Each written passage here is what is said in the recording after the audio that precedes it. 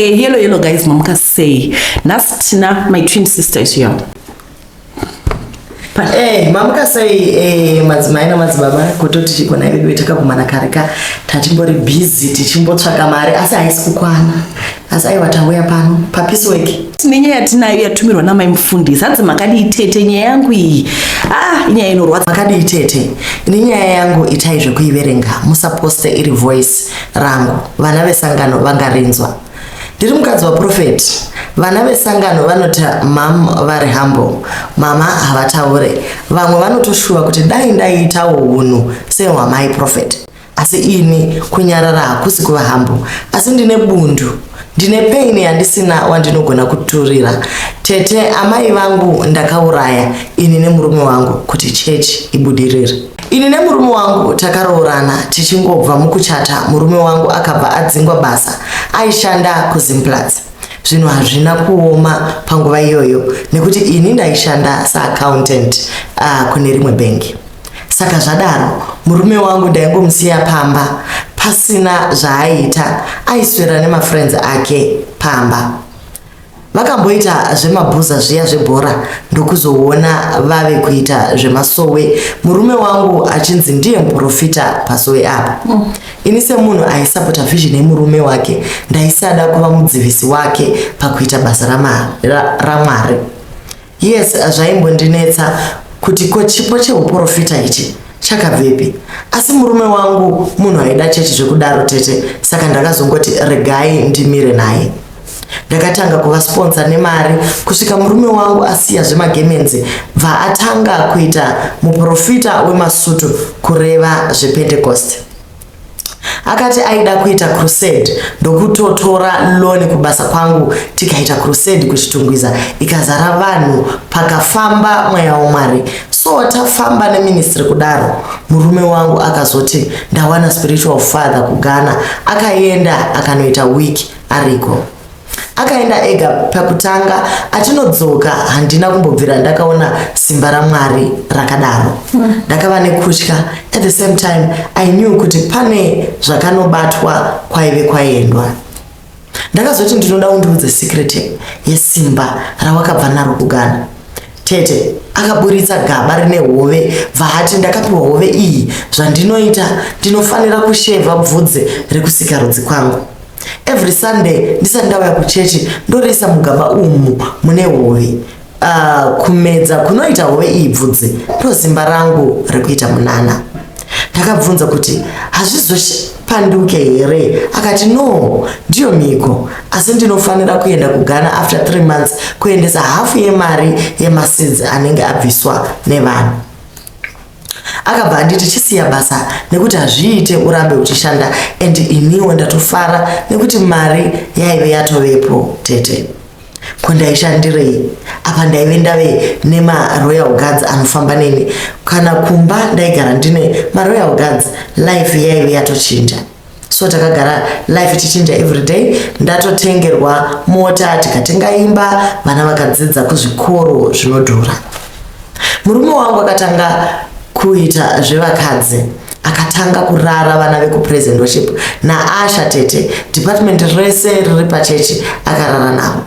Pamwe ndakatombovapindira kuguest house inoitwa ma1on1 akatoitwa threesome nevasikana vekupraise and worship. Ndakati ndamubvunza, akati bvudzi riya randinobvisa kusika rudzi ndichipa hove iri mugaba, miko yayo ndeyekuti ndinotanga ndarara nevakadzi ndozogera bvudzi. Tete akatanga kuita maprogram paguest house anowandira kuvanhukadzi.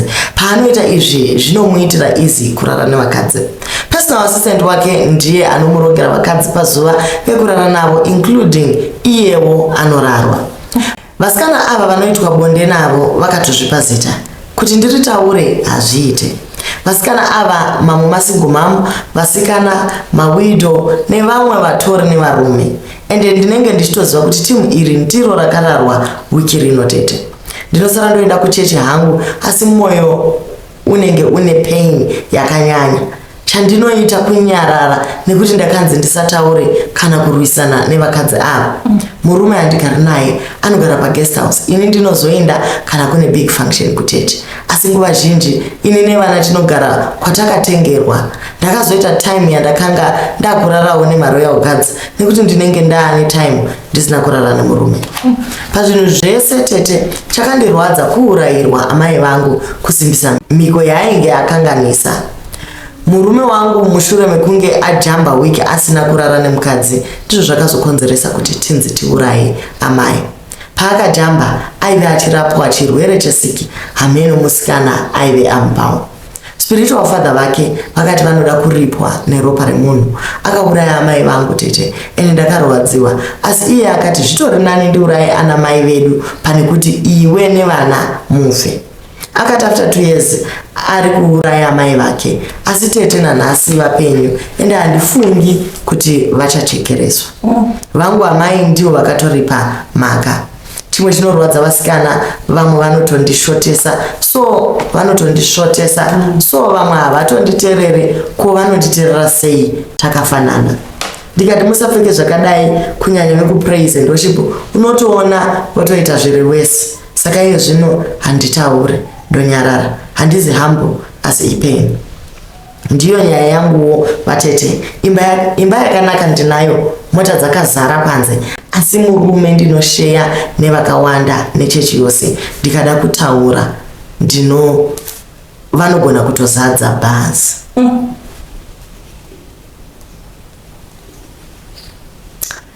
Ndonyaya iri pano iyi.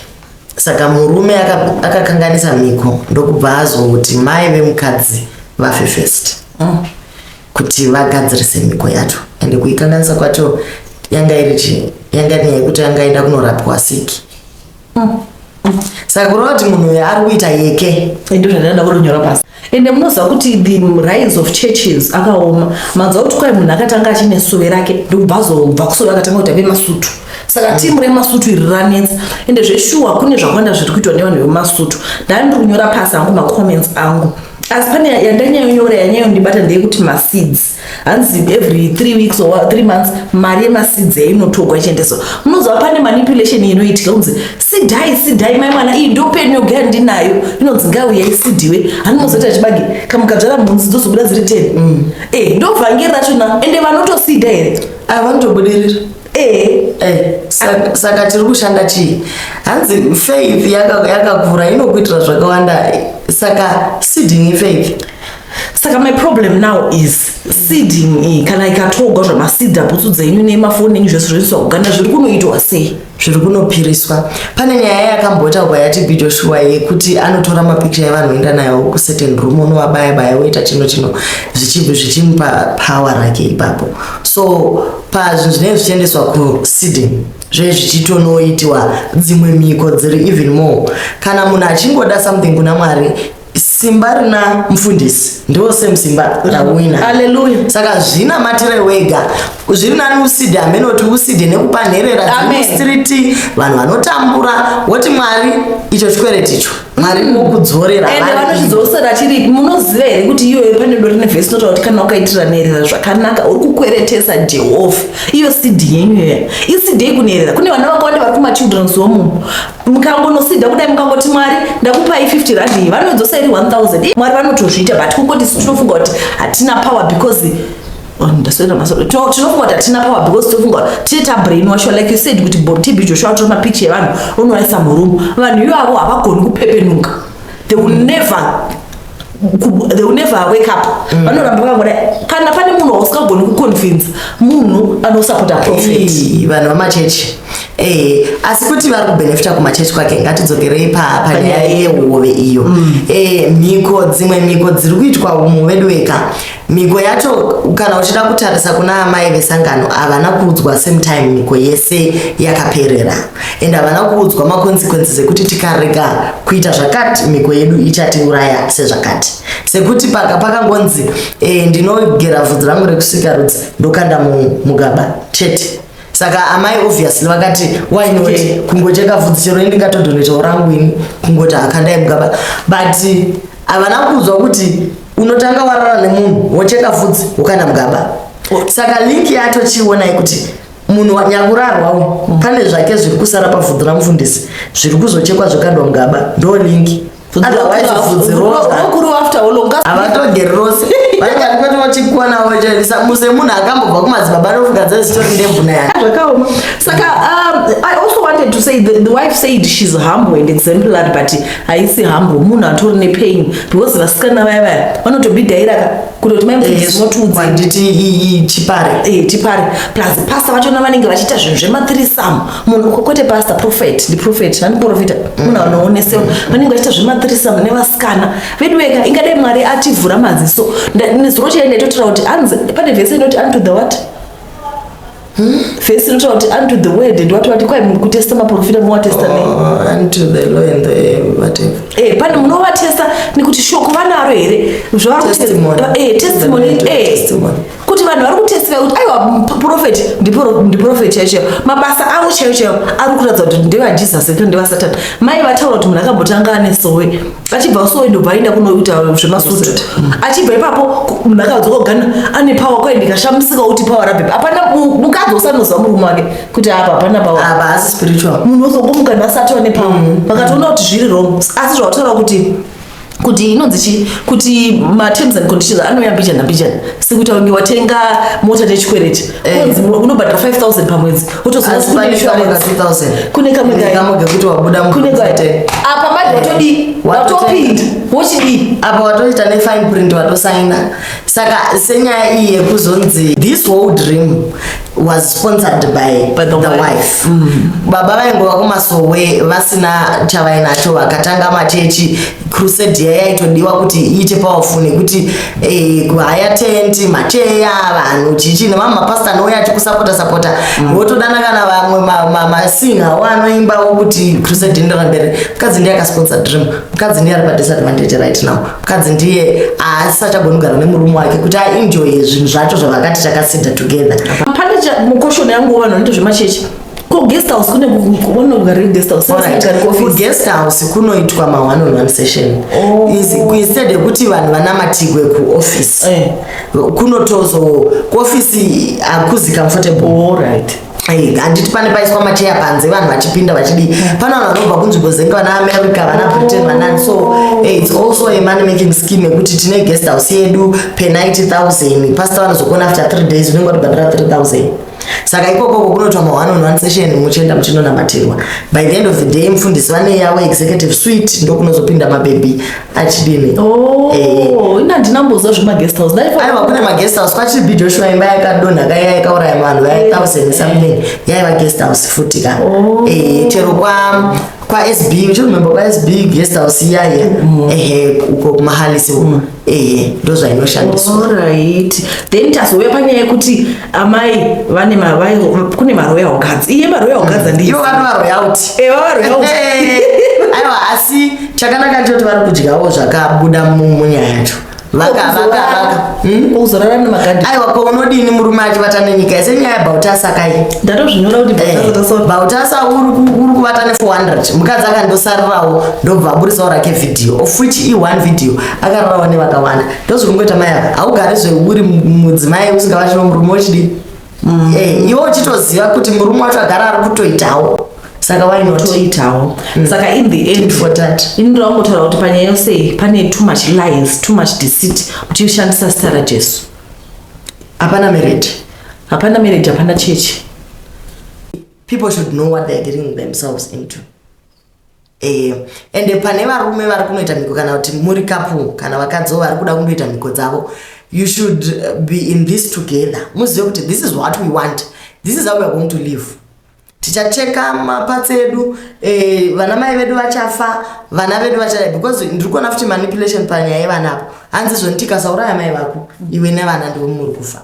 kosei tisina kuuraya mai vaprofeti nababa wake nasisi vake totanga nekumhuri yake because iwo wanosponsor business ndiwo unourayirwa futi mai ndiwo uri padisadvantage saka ndiye alusa life hana chaari nazvo murume hapachina mari hapachina basa akarega asava naroyal guard saka kwakungozvinakidzawo naroyal guard vavo vochidii kwanzi tofanira kupanga zvinhu zvinovaka saka tiri kuti kudii tiri kuti isusu I think what we learn from this is mai mufundisi mukuti vasiye chechetu vasiye murume wavo murume havasiyi miko iyi vatova mairi zvatose, vatopinda mairi, asi ivo ndivo munhu wega achakapepuka pazviri. Nekuti ndo vagona kunyora tsamba kuti veduwe ndibatsirei.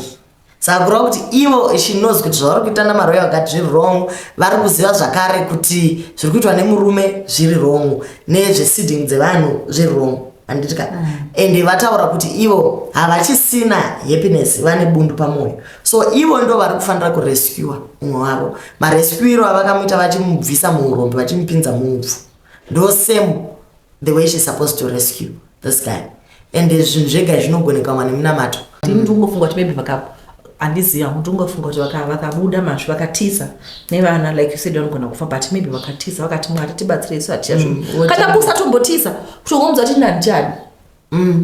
Indakuda kubuda mazviri because pane there's so much lies and handisikona kwazviri kuenda. Isusu tatenda regai tinde, let us love you and leave you. Motisirawo macomments motiudza kuti munosuggesta kuti chii chavangaita. Chokwadi, because this is a community. Isusu tiri pano kungoti nyaya dzacho dzigone kutaurika, asi imimi maybe makambofambawo mazviri kana kuti makambozvinzwawo mastreets ndidzo dzinotinakira ipo pano. Chikandai macomments. Pa next video redu tichatanga nekubatsirana nemunyori tichishandisa macomments enyu. Thank you so much for watching, and